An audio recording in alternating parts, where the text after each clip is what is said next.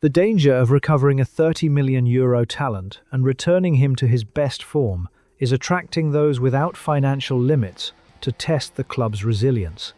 That is the paradox now facing Sunderland.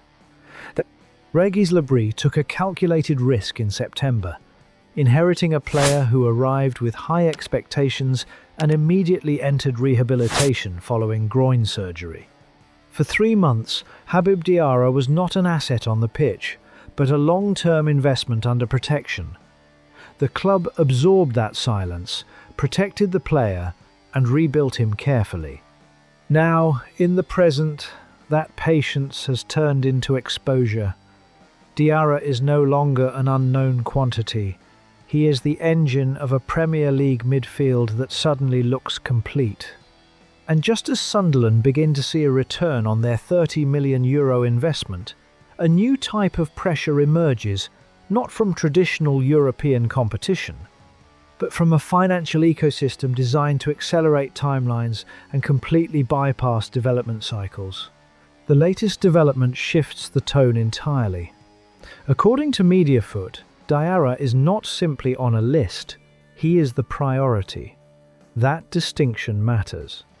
Recruitment in Saudi Arabia has evolved from opportunistic acquisitions into targeted investment, and the profile has shifted towards players like Diara, 22 years old, physically dominant, tactically adaptable, and already performing in one of the most demanding leagues in the world.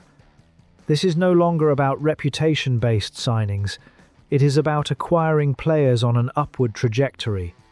The phrase, "a small fortune," is not symbolic, it is a statement of intent. Sunderland are no longer dealing with interest. They are confronting a model prepared to pay beyond logic to secure certainty. The dilemma becomes immediate. Do you accept a figure capable of redefining your financial ceiling? Or do you protect a project that has only just stabilized after promotion?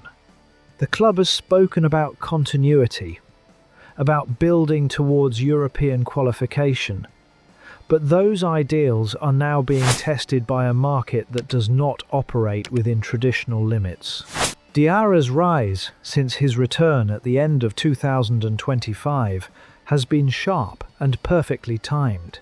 His reintegration under Le Bris has not been gradual, it has been decisive.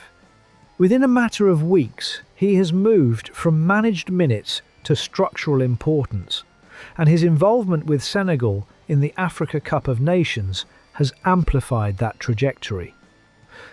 Visibility plays a crucial role in valuation, and Diara now exists in 2 markets simultaneously: the Premier League, where his performances validate Sunderland's sporting direction, and the global stage, where his profile signals growth potential.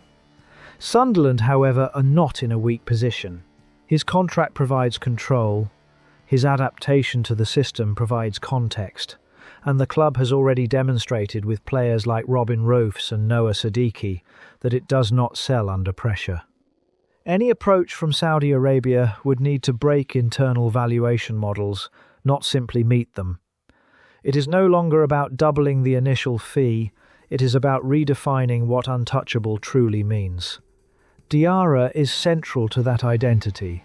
His presence provides balance, aggression, and attacking impetus qualities that cannot easily be replaced, regardless of budget.